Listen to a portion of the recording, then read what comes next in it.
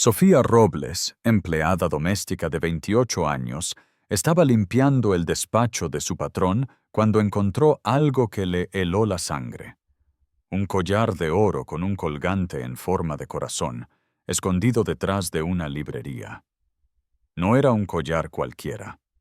Reconoció inmediatamente esa joya porque la había visto en todas las fotos familiares. Pertenecía a Elena Balbuena, la esposa de Ricardo, muerta 3 años antes en un accidente de tráfico. Cuando Sofía llamó a la puerta del despacho para devolverlo, no esperaba que el hombre más frío y distante de Madrid se derrumbara llorando ante sus ojos. Lo que le confesó en ese momento cambió para siempre la vida de ambos. Villa. El Prado se alzaba majestuosa en las colinas de la sierra madrileña, rodeada de jardines perfectamente cuidados que parecían salidos de una revista de arquitectura. Cada habitación destilaba lujo discreto, mármoles de Macael, frescos del siglo XVIII, muebles de época que valían más de lo que la mayoría de las personas ganaba en toda una vida. Sofía Robles atravesaba esos pasillos dorados cada mañana desde hacía 2 años, llevando consigo solo un cubo, algunos trapos y la dignidad silenciosa de quien sabe que es invisible.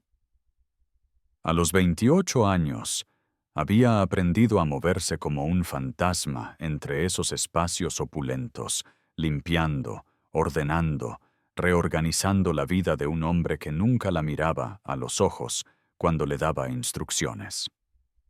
Ricardo Balbuena era el heredero de un imperio industrial de 600 millones de euros, pero desde hacía 3 años vivía como un ermitaño en su villa.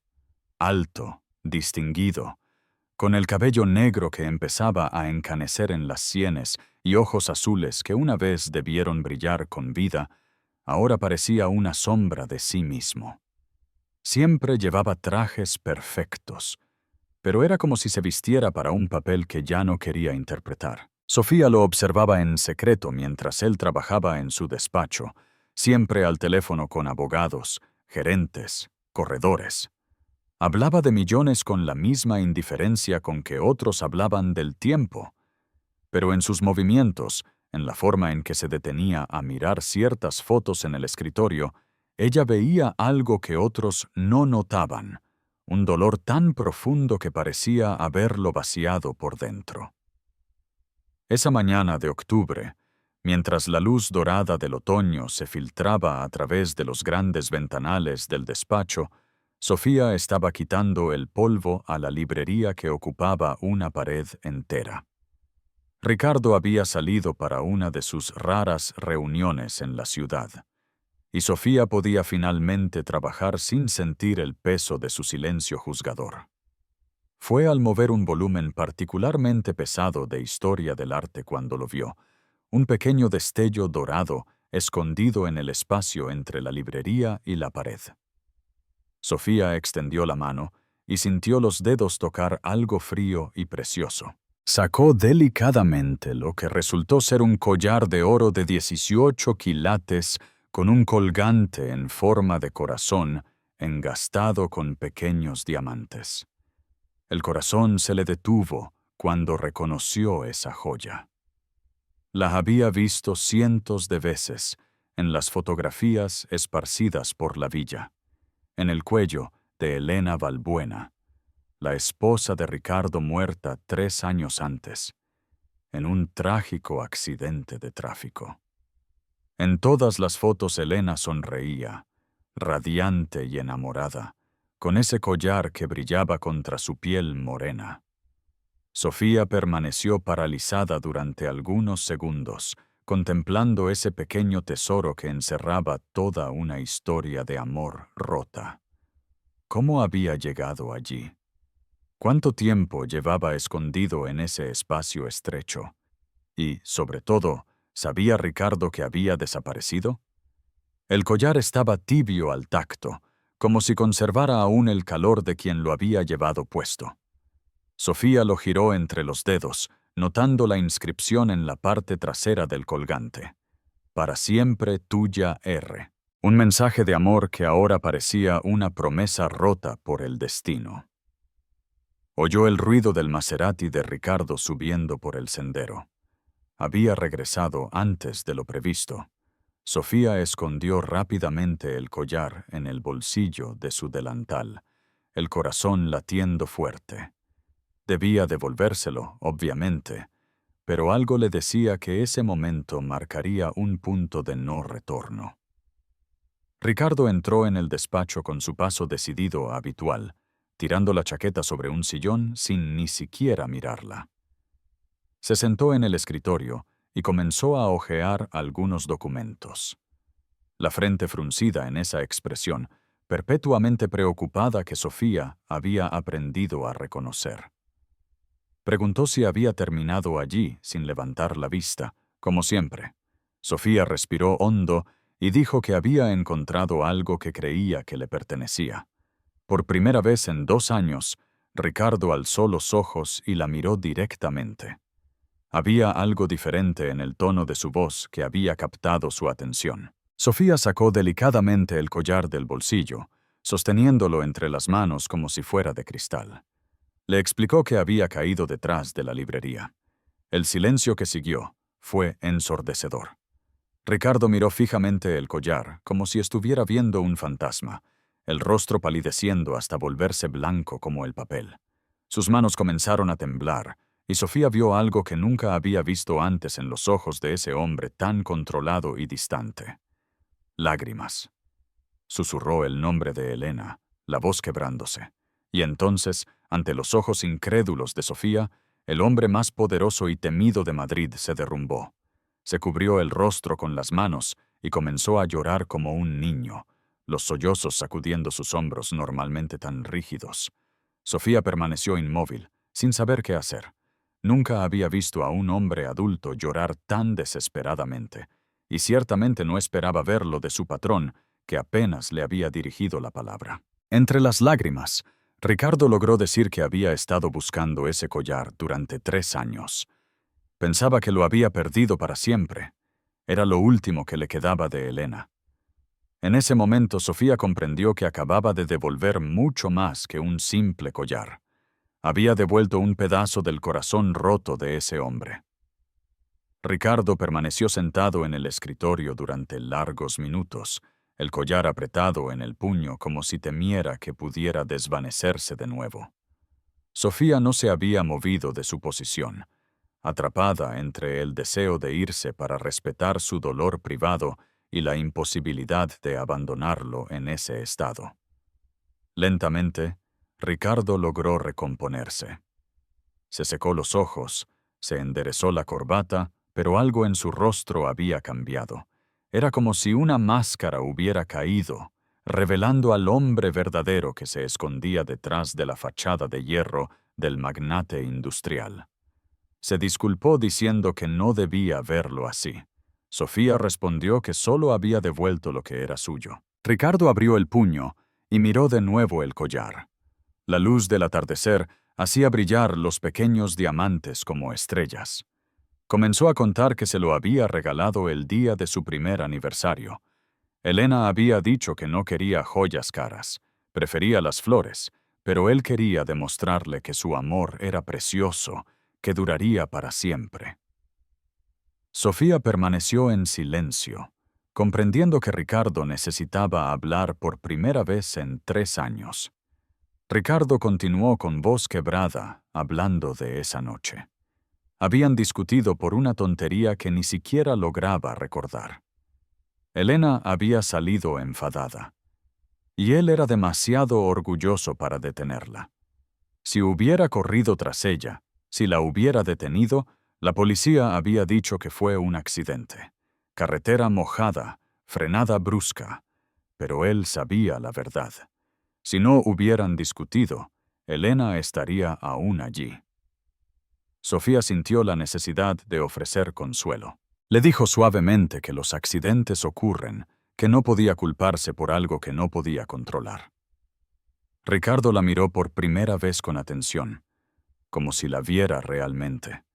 Sus ojos azules aún estaban húmedos, pero había gratitud en ellos. Continuó contando que después de la muerte de Elena, ese collar había desaparecido. Había buscado por todas partes, había hecho desmontar media casa. Era lo único tangible que le quedaba de ella, y haberlo perdido había sido como perderla una segunda vez.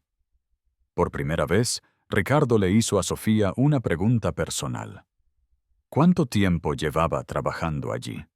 Cuando ella respondió 2 años, negó con la cabeza dándose cuenta de que nunca le había preguntado ni siquiera su nombre.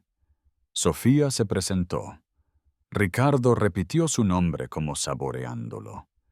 Luego le preguntó por su familia. ¿Qué hacía, además del trabajo? Sofía confesó que estudiaba literatura española por las noches, trabajando de día para pagarse los estudios y mandar dinero a casa a sus padres en Sevilla.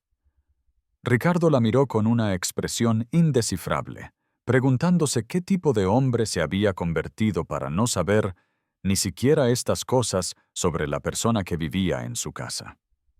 El sol se estaba poniendo, tiñendo el despacho de oro. Ricardo se levantó acercándose a la ventana, aún apretando el collar. Dijo que no sabía cómo agradecerle lo que había hecho. Sofía respondió que había hecho lo correcto. Ricardo se volvió hacia ella, y en sus ojos había algo que Sofía nunca había visto. Calidez humana. Le dijo que había hecho mucho más. Le había devuelto un pedazo de su alma. Mientras sus miradas se cruzaban en la luz dorada del atardecer, Sofía sintió que algo estaba cambiando entre ellos. Su historia acababa de comenzar. En los días que siguieron al hallazgo del collar, la atmósfera en Villa del Prado cambió radicalmente. Ricardo comenzó a saludar a Sofía, le preguntó cómo iban los estudios, se interesó por si necesitaba algo. Era como si esa noche hubiera abierto una puerta cerrada durante demasiado tiempo. Sofía notó que Ricardo siempre llevaba consigo el collar de Elena, tocándolo a través de la camisa, como un talismán. Pero en lugar de parecer más triste, paradójicamente parecía más sereno, como si haber recuperado esa pieza del pasado le permitiera mirar hacia el futuro. Una mañana de noviembre, Ricardo apareció en la cocina, un lugar donde nunca había entrado antes. Preguntó si podía sentarse y le propuso ayudarla con los estudios universitarios. Tenía una licenciatura en literatura y podía echarle una mano con la tesis, prestarle libros. Cuando Sofía preguntó por qué, Ricardo respondió que ella le había devuelto algo precioso y porque Elena habría querido que ayudara a alguien con sus sueños. Desde ese día comenzó una rutina inesperada. Después de las tareas de limpieza, se sentaban en el despacho a hablar de Cervantes, Lorca, literatura. Ricardo se reveló como un profesor apasionado, capaz de hacer vivir esos textos con modernidad sorprendente. Ricardo le contó cómo se había enamorado de Elena en una librería, cómo ella lo había convencido de plantar rosas en la villa. Sofía le habló de Sevilla, del Guadalquivir que echaba de menos, de los padres que no veía desde hacía 2 años. Una noche de diciembre, mientras nevaba, Ricardo sacó el collar y le contó la historia completa. Elena trabajaba en una librería. Él iba cada semana con la excusa de comprar libros. Elena le enseñaba el amor a través de las novelas hasta que él encontró el valor de invitarla a cenar. El día de la boda, Elena le había hecho prometer que nunca dejaría de aprender y crecer. El amor era como un libro. Si dejas de pasar las páginas, la historia termina. Ricardo confesó que después de la muerte de Elena, había dejado de pasar las páginas. Pero Sofía le había hecho recordar que la historia no había terminado. Solo había cambiado. Sus miradas se encontraron en la luz suave. Ricardo dijo dulcemente que Sofía estaba cambiando su vida. En ese momento, mientras la nieve caía y el collar brillaba entre ellos, Sofía comprendió que su vida también estaba a punto de cambiar para siempre. ¿Te está gustando esta historia? Deja un like y suscríbete al canal. Ahora, continuamos con el video. La Nochebuena en Villa El Prado siempre había sido solitaria para Ricardo. En los últimos 3 años había evitado celebraciones, encerrándose en su despacho con whisky y recuerdos de Elena decorando el árbol cantando. Pero esa Nochebuena era diferente. Por primera vez en años, no se sentía solo. Había pedido a Sofía que se quedara más allá del horario. No por trabajo, sino porque no quería pasar esa noche solo. Se encontraban en el salón frente a la chimenea. Ricardo había abierto un Ribera del Duero de 1985, conservado para una ocasión especial que nunca llegó. Sofía llevaba un vestido azul marino que Ricardo nunca le había visto puesto. El cabello suelto en lugar del recogido habitual de trabajo. Ricardo le pidió que le hablara de la Navidad en Sevilla.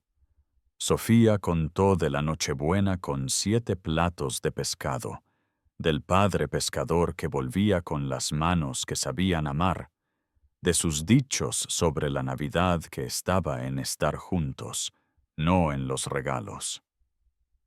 Ricardo observó que debía echar de menos casa. Sofía confesó que sí, pero que esos habían sido los meses más hermosos desde que estaba en Madrid.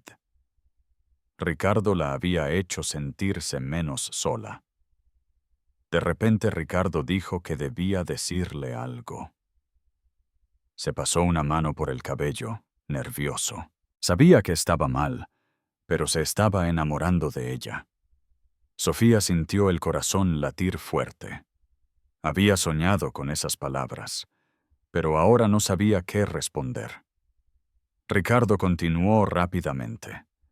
Sabía que era complicado, que había diferencias, que la gente hablaría, pero en los últimos meses ella le había hecho volver a vivir, le había hecho recordar qué significa sonreír y tener esperanza. Sofía se levantó, acercándose a la ventana. Confesó que ella también sentía algo por él, pero tenía miedo de ser solo una forma de olvidar a Elena. Ricardo la alcanzó tomando su rostro entre las manos. Elena siempre estaría en su corazón, pero lo que sentía por Sofía era diferente. No quería olvidar a Elena. Quería honrar lo que ella le había enseñado sobre el amor. El amor verdadero no termina, se transforma. Sofía era el nuevo hogar de ese amor. Sofía miró a Ricardo a los ojos, viendo sinceridad total. Confesó que ella también se estaba enamorando de él. Ricardo la besó suavemente. Luego sacó el collar de Elena, hablando al colgante, para agradecer a su esposa y pedirle que bendijera este nuevo amor. Besó el colgante y guardó el collar en la caja sobre la chimenea. Sofía preguntó si ya no lo llevaría más. Ricardo respondió que no. Su lugar estaba allí, protegiendo esa casa y ese nuevo amor. Mientras las campanadas de medianoche anunciaban la Navidad, se besaron sabiendo que estaban comenzando una nueva vida juntos. La noticia de la relación entre Ricardo Balbuena y su empleada doméstica explotó en los periódicos madrileños como una bomba. Los titulares eran crueles. El magnate y la cenicienta, el amor más allá de las clases sociales, del plumero al corazón de un millonario. Sofía se despertó una mañana de enero encontrando fotógrafos apostados frente a las verjas. Su foto estaba por todas partes, instantáneas robadas mientras salía de la villa, hacía la compra, iba a la universidad. Se sentía como un animal enjaulado. Esa noche le mostró a Ricardo el último artículo que la describía como una sevillana astuta que conquistó el corazón roto del viudo más rico de España. Ricardo apretó los puños prometiendo demandas, pero Sofía lo detuvo. Era exactamente lo que esperaban, que usara el poder para protegerla, confirmando sus teorías. La verdadera tormenta llegó de la familia. Su madre, Leonor, y la hermana Mónica se presentaron sin aviso. Sofía oyó sus voces cortantes desde el salón. Desgracia para la familia.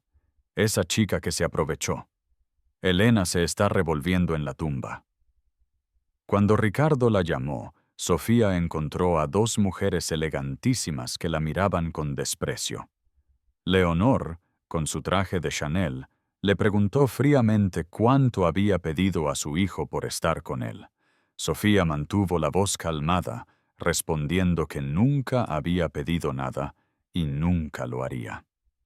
Cuando Leonor se rió sarcásticamente del amor entre una empleada y un heredero, Sofía replicó con orgullo que el amor no conoce clases sociales. Leonor se marchó amenazando a Ricardo con recordar sus responsabilidades hacia familia y empresa. No podía arruinar siglos de reputación por un capricho. Las presiones continuaron. Los socios comenzaron a dudar de la estabilidad mental de Ricardo. Clientes importantes amenazaron con retirarse. La Universidad de Sofía recibió presiones para alejarla. Una noche, Sofía encontró a Ricardo con la cabeza entre las manos. En la mesa había renuncias de 3 directivos y artículos con detalles privados que solo alguien cercano podía conocer. Alguien de la familia hablaba con los periódicos. Sofía, cansada, dijo que quizás debían parar. Viendo el caos alrededor, familia que lo odiaba, socios que lo abandonaban, periódicos que los perseguían, preguntó si valía la pena por una historia quizás destinada a fracasar. Ricardo se levantó alcanzándola.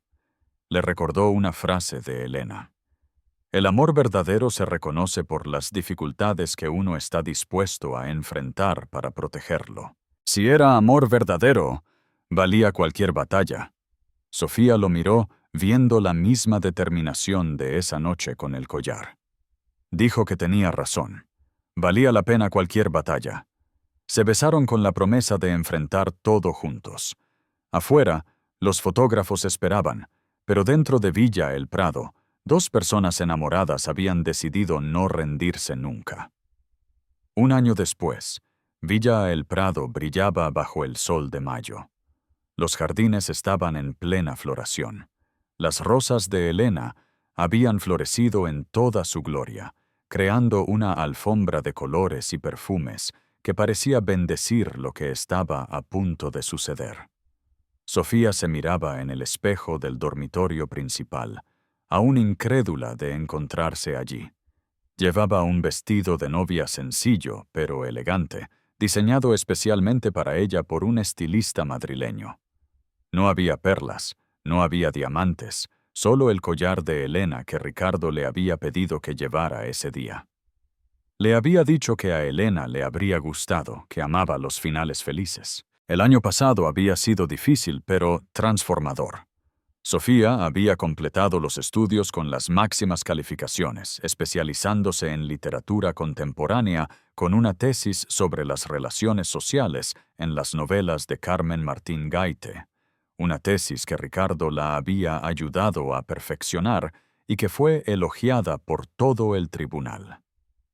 Gradualmente incluso la familia de Ricardo había comenzado a aceptar a Sofía.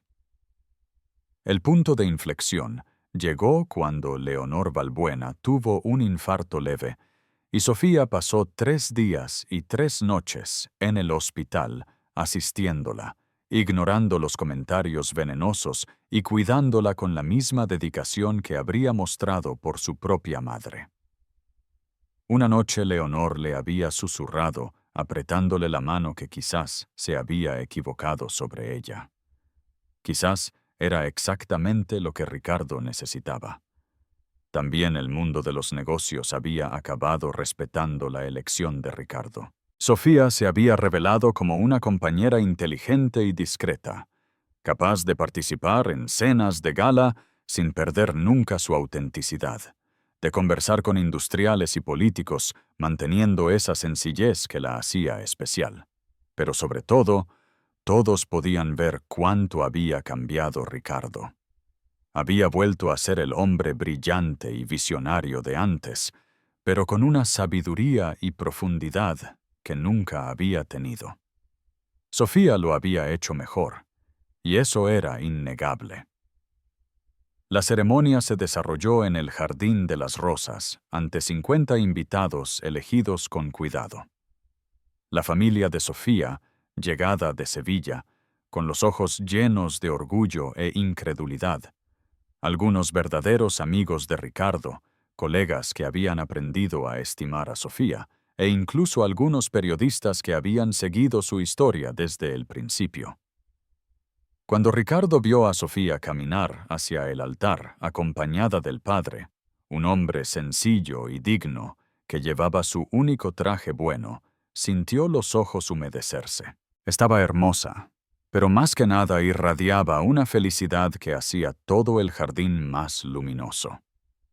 El sacerdote que celebraba el matrimonio los había conocido durante los meses de preparación y había comprendido que no estaba uniendo solo a dos personas, sino a dos almas que se habían encontrado en el momento justo para sanar juntas.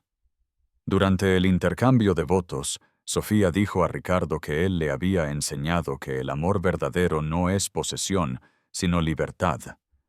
No es olvidar el pasado, sino construir un futuro mejor sobre esos cimientos. Prometía amarlo cada día, apoyar sus sueños y crecer junto a él. Ricardo respondió con voz emocionada que Sofía había tomado a un hombre roto y le había enseñado a vivir de nuevo. Había honrado el recuerdo de Elena, amándolo con la misma pureza con que ella lo amaba. Prometía protegerla, respetarla y amarla con todo lo que era. Cuando se besaron para sellar su unión, todos los invitados se pusieron en pie aplaudiendo, pero lo que nadie esperaba fue lo que sucedió después. Ricardo tomó la mano de Sofía y la guió hacia la casa, deteniéndose ante el retrato de Elena que colgaba en el salón principal. Juntos pusieron un ramo de rosas blancas a los pies del cuadro. Ricardo susurró al retrato sus agradecimientos. Gracias por haberle enseñado qué era el amor. Sofía sintió una paz profunda llenar su corazón. No estaba sustituyendo a Elena. Estaba continuando la historia de amor que Elena había comenzado en una forma diferente, pero igualmente verdadera. Durante la fiesta, mientras los invitados bailaban en los jardines iluminados y el sol se ponía pintando todo de oro y rosa, Sofía y Ricardo se encontraron solos en la terraza, donde se habían declarado su amor. Ricardo preguntó si era feliz. Sofía respondió que no sabía ni siquiera que se pudiera ser tan feliz usando las mismas palabras que él le había dicho tantos meses antes. Ricardo sonrió contándole lo que le había dicho su padre ese día, que en Andalucía había un proverbio: quien encuentra un tesoro y no lo sabe es un pobre desgraciado. Le había dicho que era afortunado porque había sabido reconocer el tesoro cuando lo encontró. Sofía rió, los ojos brillando con lágrimas de alegría. Ella también había encontrado su tesoro. Mientras bailaban lentamente bajo las estrellas, con la música que llegaba amortiguada desde el jardín y el olor de las rosas llenando el aire, Ricardo y Sofía sabían que habían ganado la batalla más importante. La de los prejuicios, la de las diferencias sociales, la de quienes creían que el amor verdadero no podía existir entre dos mundos tan diferentes. El collar de Elena, ahora en el cuello de Sofía, brillaba en la luz lunar como una bendición. No era un símbolo de sustitución, sino de continuidad, el amor que nunca muere, sino que se transforma y encuentra nuevas formas de manifestarse. Y mientras Villa El Prado resonaba con risas y música por primera vez en 4 años, todos sabían que esa no era solo el final de una historia, sino el comienzo de una nueva leyenda de amor que sería contada durante generaciones. El amor había vencido, como siempre, como debía ser.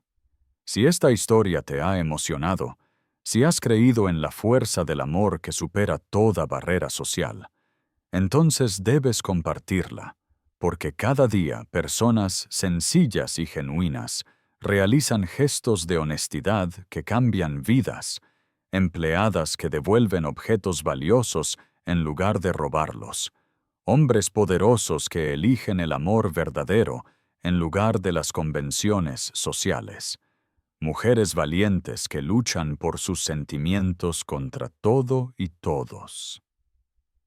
Dale like si crees que el amor verdadero puede superar cualquier obstáculo.